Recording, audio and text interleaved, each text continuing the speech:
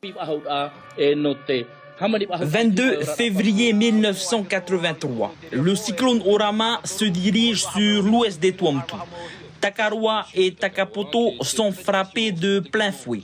Les habitants se souviennent encore du déchaînement des éléments. À cette époque, les seuls refuges étaient la mairie, l'église catholique et le temple Sanito.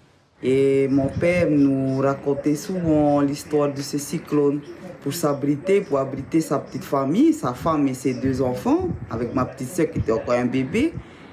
On était obligés d'aller à Toua habiter dans une citerne d'eau en plus. La mer arrivait du large et allait se déverser jusque dans le lagon. Le niveau était jusqu'à mes genoux, là, ici. Pareil chez nous, chez mes parents. La mer arrivait jusqu'à mon bas-ventre. Toute la nuit, nous passions la nuit sur la citerne avec nos matelas. Et c'était impossible de fermer l'œil car le vent et la mer étaient très forts. Et donc c'était comme ça jusqu'à ce que le temps se calme. Nous restions dans la maison. Personne n'allait à l'extérieur. Heureusement que le mauvais temps n'a pas duré trop longtemps, mais beaucoup de dégâts sur les habitations. Aujourd'hui, le plateau de Kakararuna accueille l'abri cyclonique de Takapoto. Construit en 2010, ce refuge servira lors des catastrophes naturelles. C'est clair qu'il faut un abri cyclonique dans les îles Tuamotu, car on ne sait pas quand est-ce qu'un cyclone peut nous tomber sur la tête. Je l'ai vécu. Pour moi, oui, l'abri cyclonique, ça va aider. Enfin, surtout quand il y a des grands cyclones, parce que d'après ce que mon père a dit, le cyclone de 1983, c'était dangereux, quoi. Il faut vraiment faire attention aux dégâts que ça peut engendrer. Il suffit de regarder ce qui s'est passé du côté de la mairie. Il y a eu beaucoup de dégâts. Désormais, Takapoto pourra accueillir les 500 habitants de l'île lors d'une catastrophe naturelle comme un cyclone. Comme je vous le disais, l'aide de l'État est très importante. La signature de la Convention s'est déroulée il y a quelques minutes à la présidente de la Polynésie, où nous rejoignons Ayata Tarhau. Ayata, on peut imaginer que c'est un soulagement pour les premiers magistrats des communes des Tuamotu. Eh bien, écoutez, Chiquita, un soulagement partiel, nous avons envie de dire, et vous allez comprendre pourquoi dans quelques minutes. Quoi qu'il en soit, ce financement avait disparu depuis 2013. Dès lors, eh bien, les procédures administratives qui étaient incombées aux communes pour pouvoir prétendre à un financement étaient très lourdes, car le financement de ce genre de projet, notamment pour la construction d'abris cycloniques, faisait obligatoirement l'objet de contrats de projet État, pays, ou alors était financé par le Fonds vert. Résultat, le temps d'attente pour obtenir un financement était alors très long.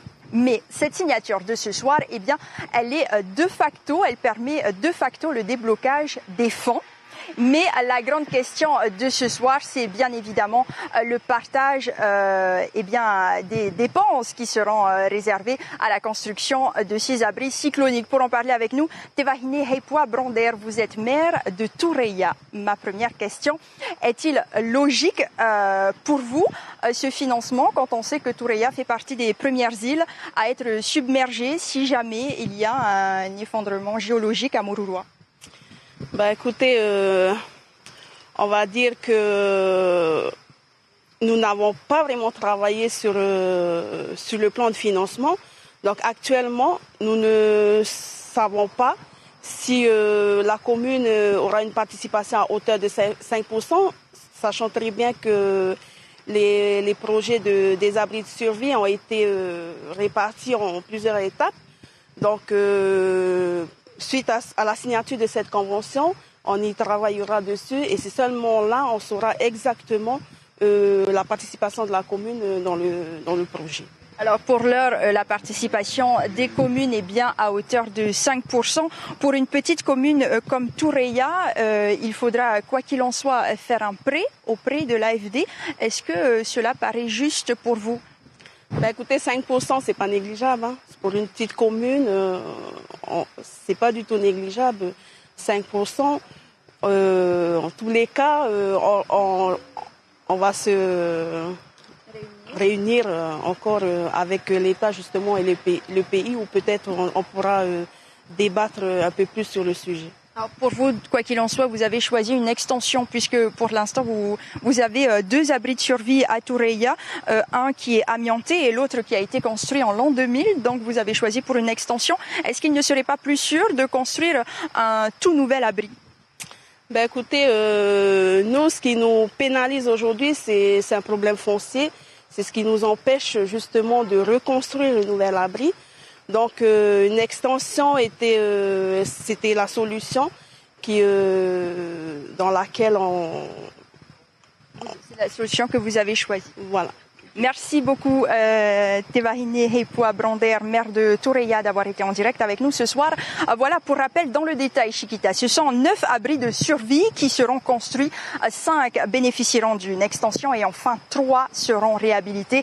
Je rappelle également que cette signature de convention acte effectivement la participation de l'État au financement de la construction de ces abris, mais le partage est divisé, c'est-à-dire que sur un total de 6 milliards de francs pacifiques, 6 milliards seront à la charge, 3 milliards plutôt seront à la charge du pays et puis toutes les communes devront apporter leur participation à hauteur de 5%.